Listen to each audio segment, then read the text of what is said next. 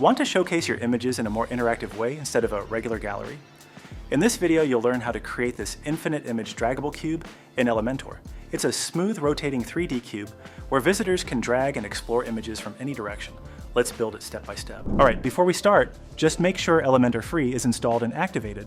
Then head over to Add Plugin, search for WDesign and as soon as it appears, click Install and then activate. Now, since we're going to use a Pro widget, we need to upgrade to the Pro version. So click on the Upgrade to Pro button. This will open a new tab where you'll see multiple plans available for WDesignKit. Choose the plan that works best for you and make the purchase. You'll receive the kit and key once your purchase is complete. Now copy the key you receive and head back to the WordPress dashboard. You can either click on Settings or go to the WDesignKit dashboard.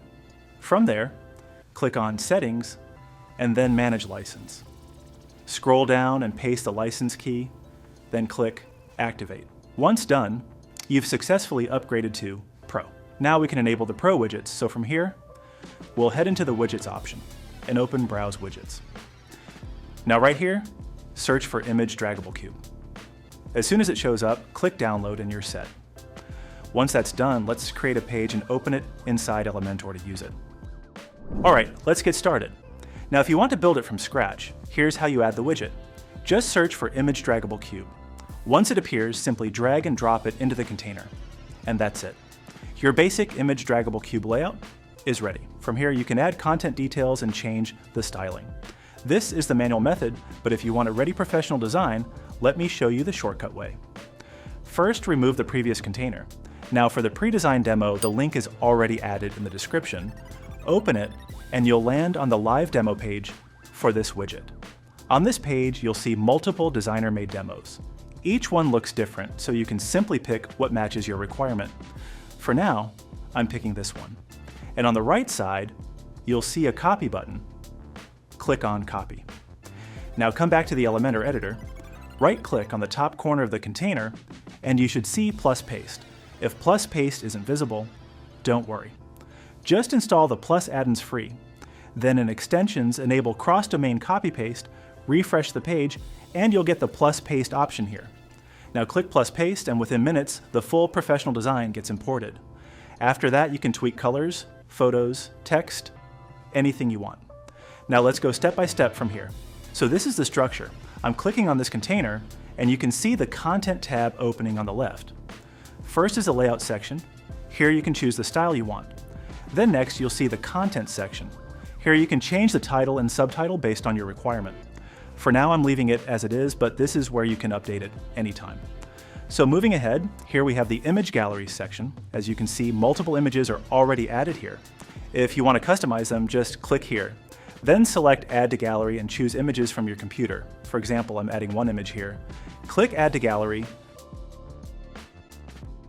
then Insert Gallery. And the same way you can add or remove images based on your preference. So right below that, we have the Extra Options section. Here you can set the desktop image width and the responsive image width according to your needs. The responsive width applies to tablet and mobile views. Then here you'll see horizontal spacing and vertical spacing. If I change the number here, you can instantly see the spacing reflect on the layout. But you shouldn't keep random numbers here because it can break the layout.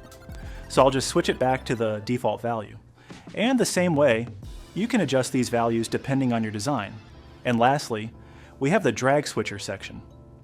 Right now it's on. If I turn it off, you can see the label disappears from mouse.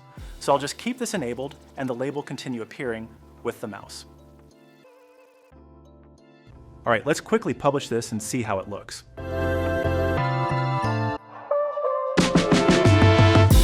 Now back in the Elementor editor, I'll switch to the Style tab.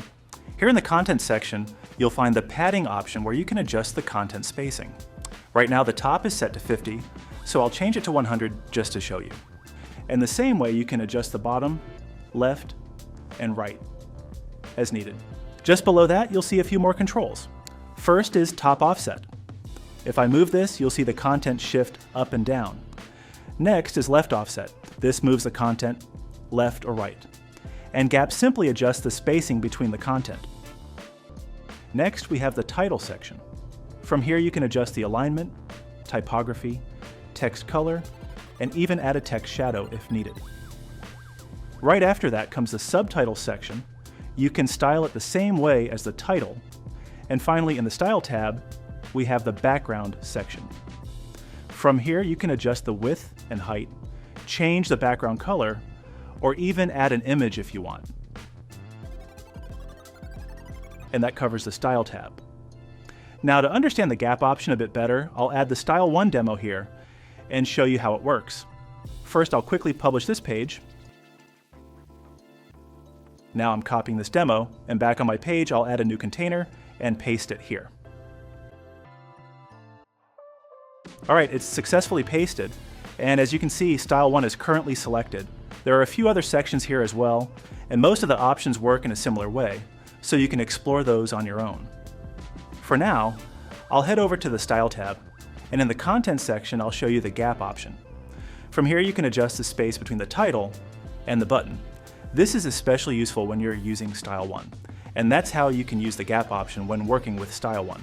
So that's it for this video. If you found this helpful, don't forget to like the video and subscribe to the channel for more Elementor tutorials.